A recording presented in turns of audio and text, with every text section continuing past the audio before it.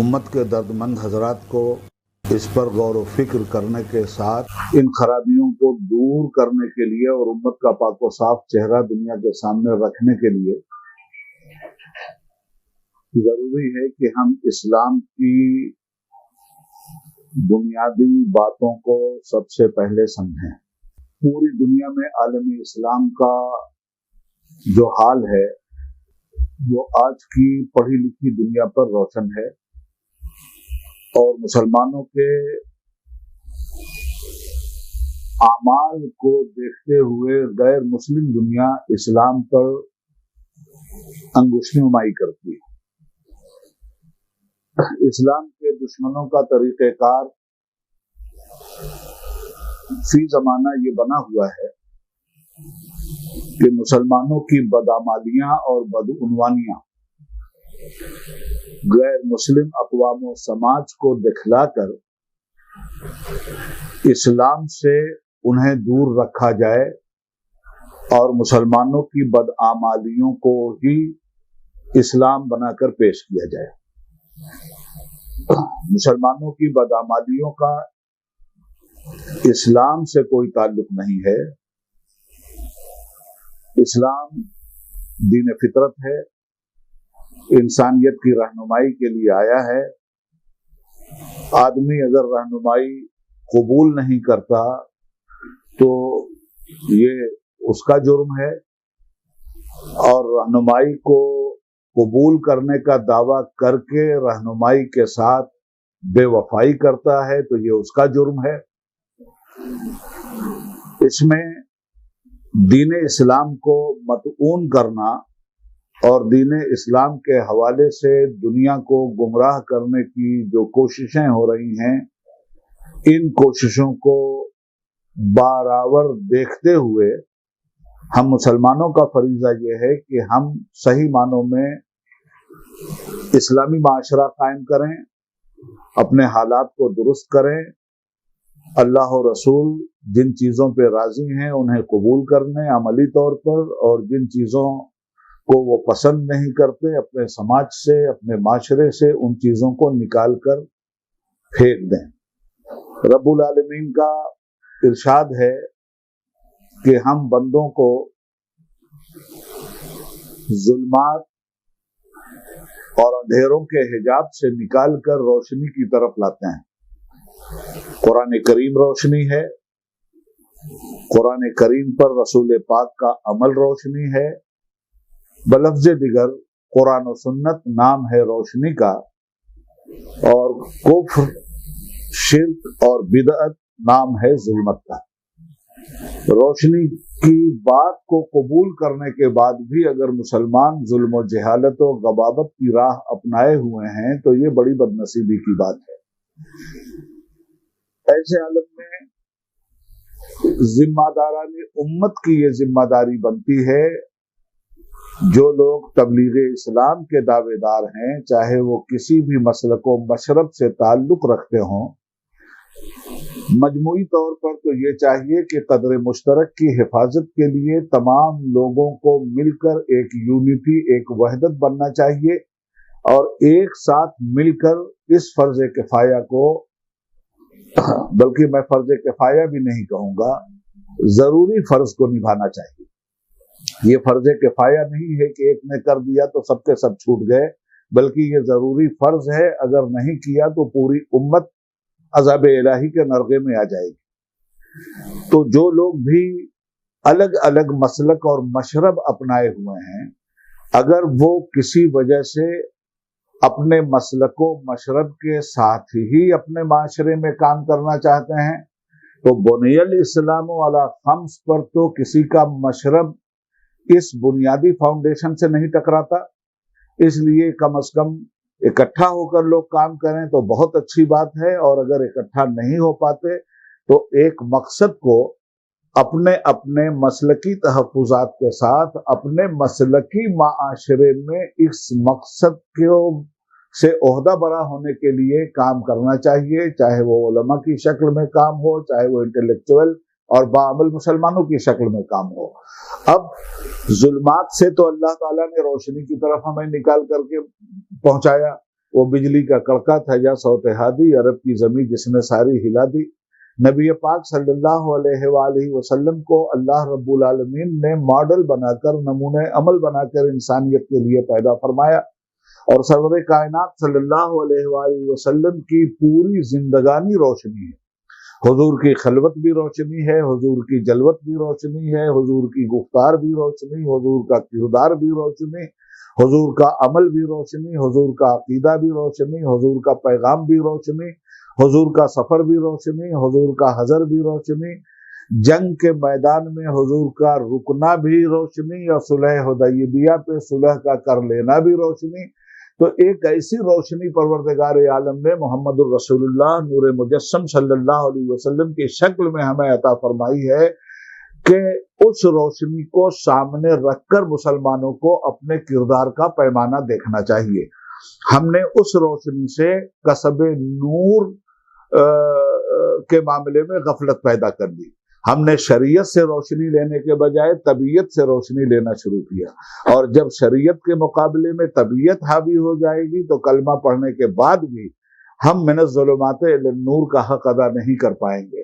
رسول پاک صلی اللہ علیہ وسلم نے عقیدے کی ظلمتوں سے انسانیت کو نکالا، بدعقیدگی کی ظلمتوں سے نکالا، بدعملی کی ظلمتوں سے نکالا، بدعقیدگی کے مقابلے میں عقیدہ صالحہ کا نور عطا فرمایا، بدعملی کے مقابلے میں صالحیت کا جامہ پہنایا، بدخلقی کے مقابلے میں اخلاق کا نور عطا فرمایا، بغاوت کے مقابلے میں عبادت کا نور عطا فرمایا، حرام کے مقابلے میں حلال کا نور عطا فرمایا، ناجائز کے مقابلے میں جائز کا نور عطا فرمایا، ماں باپ کے ساتھ بدتمیزی کرنے والوں کو ماں باپ کے لیے کی وفاداری کا نور عطا فرمایا۔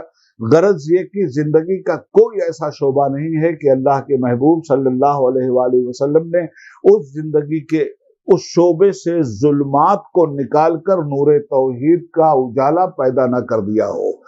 ایسے عالم میں مسلم امہ کے ذمہ داروں کی تو بہرحال یہ ذمہ داری بنتی ہے کہ اگر وہ تمام مسلک کے لوگوں کو اکٹھا کر کے مسلکی تحفظات کے ساتھ، میں نہیں کہتا کہ آپ اپنا مسلک چھوڑ دیجیے، آپ اپنے مسلک پہ قائم رہیے، مسلکی تشدد بری چیز ہے، مسلکی تحفظ بری چیز نہیں ہے۔ اس لیے آپ سے میری گزارش ہے، مسلمانوں سے خاص طور پہ، کہ اگر نقطہ مشترک کے لیے اکٹھا ہو کر سارے لوگ کام کریں تو بہت بہتر ہے، اور اگر یہ کسی وجہ سے ممکن نہ ہو تو دوسرا راستہ یہ ہے کہ لوگ اپنے اپنے مسلکی تحفظات کے ساتھ اپنے اپنے مسلکی معاشرے میں اس بنیادی قدر مشترک پر بھرپور کوشش کرتے ہوئے مسلمانوں کو شراب کے اندھیرے سے نکالیں، مسلمانوں کو زناکاری کے اندھیرے سے نکالیں، مسلمانوں کو جوا اور لاٹری کے اندھیرے سے نکالیں، مسلمانوں کو بداخلی اور بے ایمانی کے راستے سے نکالیں،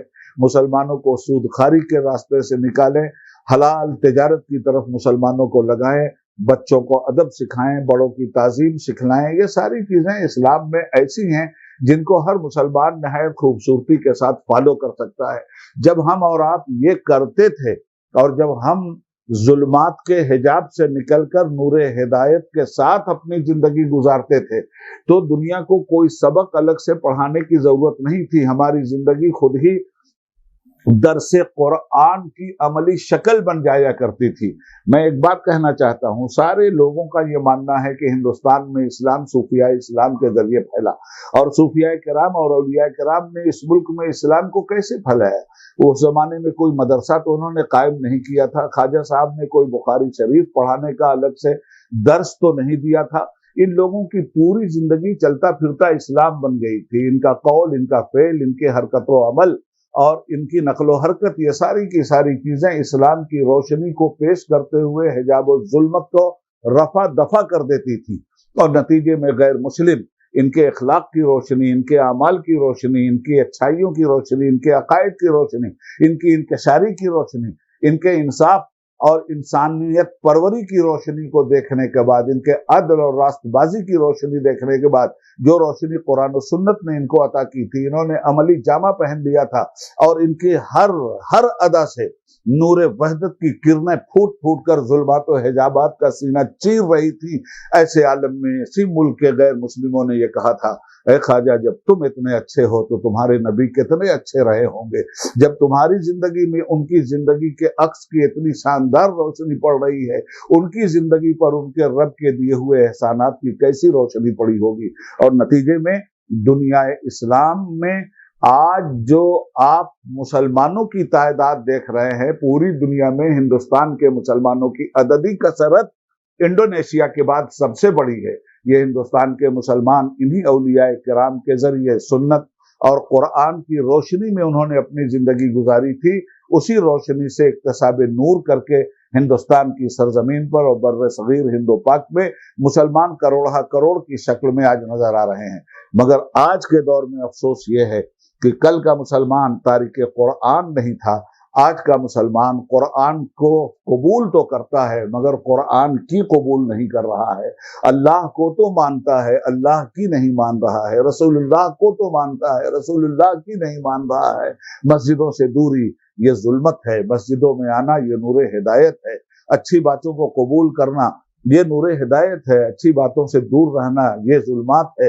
ये तागूत का रास्ता है। तागूत कहते उसको हैं जो सरकशी करे, जो हदों को भाग जाए, जो हुदूदुल्लाह से बगावत करे, उसको तागूत कहते हैं। अब हम लोग खुद अपने अमल का जायजा लें और मुहासबा करें कि हम कहीं ऐसा तो नहीं कि तागूत के फंदे में फंस गए हैं। अगर तागूत के फंदे में फंस गए हैं तो अल्लाह की वहदानियत की रोशनी, रसूल की रसालत की रोशनी हमारे लिए काफी है।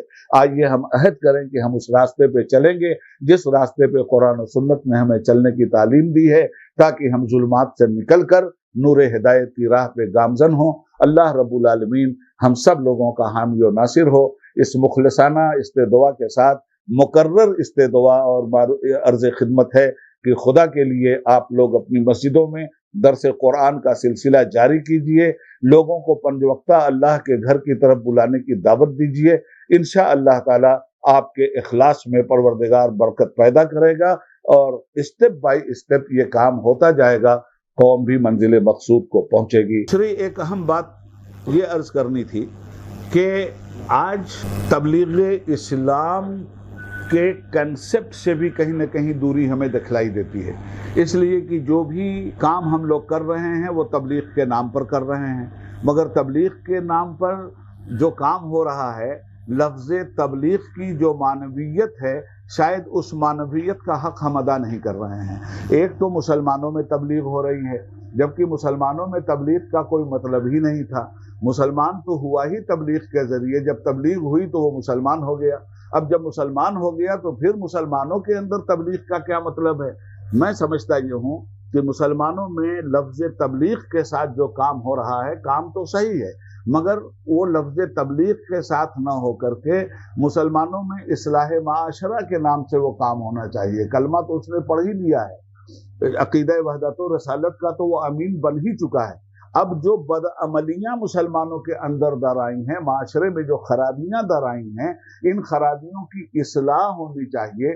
तो मुसलमानों में जब ये काम हो तो उसका नाम इस्लाहुल मुस्लिमीन रखना चाहिए। रह गई बात तबलीग इस्लाम की, तो इस्लाम की तबलीग तो वहां होनी चाहिए जहां इस्लाम की दावत का पहुंचना जरूरी है। मुसलमान और गैर मुस्लिम इन दोनों के भी फर्क को हमें समझना चाहिए। कुल या अय्युहन्नासु इन्नी रसूलुल्लाह इलैकुम जमीआ, ऐ मेरे हबीब जख्म खुर्दा इंसानियत के तबीब सल्लल्लाहु अलैहि वसल्लम, आप इरशाद फरमा दीजिए कि मैं सारी बनिए नौए इंसानी के लिए रसूल बनकर के आया हूँ। तो क़यामत तक हमारे मुस्तफ़ा की नबूवत है, क़यामत तक हमारे मुस्तफ़ा की रसालत है।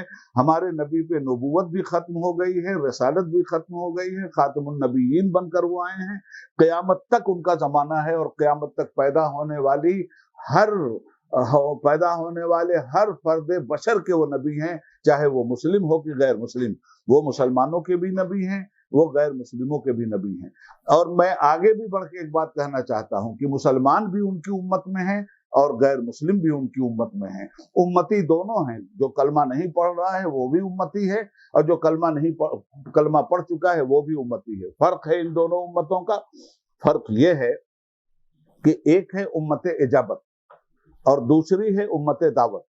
जिन लोगों ने कलमे को कबूल कर लिया है उन्हें उम्मत इजाबत कहते हैं, और जिन तक अभी तक दावत नहीं पहुंची है या दावत उन्होंने अभी तक कबूल नहीं किया है उन्हें उम्मत दावत कहते हैं।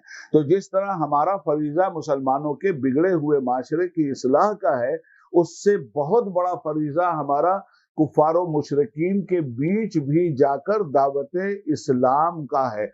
खूबसूरती के साथ दावत इस्लाम दी जाए, उन्हें गाली दे करके नहीं, उनके सामने इस्लाम की खूबियां बयान करके, इस्लाम की अच्छाइयां बयान करके, उनकी अपनी बदअकीदगी जो उन्हें तबाह कर रही है, जिसको वो महसूस नहीं कर रहे हैं, उसको महसूस करवा के गैर मुस्लिमों में भी जाकर खुश अखलाकी के साथ, इंसानियत के साथ और इंसानियत की उस कदर मुश्तरक के साथ इस्लाम की तबलीग की मुहिम चलाई जा सकती है, जिसकी मुहिम इससे पहले हमारे बुजुर्गान दीन ने खास तौर पे हिंदुस्तान की सरजमीन पे चलाया था।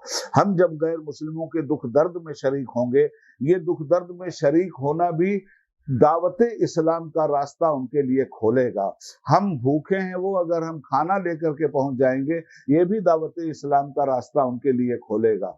वो बीमार हैं, हम उनकी तीमारदारी के लिए पहुंच जाएंगे, ये भी दावत इस्लाम का रास्ता उनके लिए खोलेगा। एक तरफ हम हैं, हमारे बाल बच्चे हैं, हमारे रिश्तेदार हैं, और एक तरफ वो हैं, हमारे पड़ोसी हैं। अगर उनके साथ कोई झगड़ा और जंग हो जाती है तो, और वो हक पे हैं इस जंग और जिदाल में, तो हमारे अंदर जुर्रत ईमानी का ये मुजाहरा होना चाहिए कि हम अपने लोगों के जुल्मों सितम के साथ न खड़े होकर उनके साथ अदल इंसाफ के साथ खड़े हो जाएं। जब अमली तौर पर ये बर्ताव हमारा सामने आएगा और हमारी ये इस्लामी और अखलाकी खूबियां सामने आएंगी जो हमारे रसूल के मुकद्दस कैरेक्टर की मुतबर्रक देन है, तो नतीजे में वो कौमें मुतासिर होंगी। तारीख़ इस्लाम ये बताती है कि इससे पहले जो कौमें मुतासिर होकर इस्लाम के दामन में आईं, वो मुसलमानों का वो अखलाक फाजिला था, जिस अखलाक की बुनियाद पर इस्लाम चहारदांगे आलम में छा गया। जिस तरह इस्लाह माशरा की ज़रूरत है मुसलमानों के अंदर, उसी तरह तबलीग इस्लाम की ज़रूरत है गैर मुस्लिमों के अंदर। मैं समझता हूँ कि ये दोनों काम हम लोगों को निहायत जिम्मेदारी और ईमानदारी से करना चाहिए। अल्लाह ताला हमें इसकी तौफीक अता फरमाए। जे लोक श्रद्धा ठेवतात त्यांचा समर्थक व सहाय्यक अल्लाह आहे आणि तो त्यांना अंधारातून काढून प्रकाशात आणतो। चाल प्रकाशाकडे मानवा, तिमिरांधातूनी उठ पुढे। चाल प्रकाशाकडे मानवा, तिमिरांधातूनी उठ पुढे। मृत्यूच्या जबड्यात राहशील, तरी पेटतील सर्व मढे। अंधारातून प्रकाशाकडे राज्यव्यापी अभियान दिनांक 22 ते 31 जानेवारी 2021। आयोजक संदेश विभाग, जमाते इस्लामी हिंद, महाराष्ट्र प्रदेश।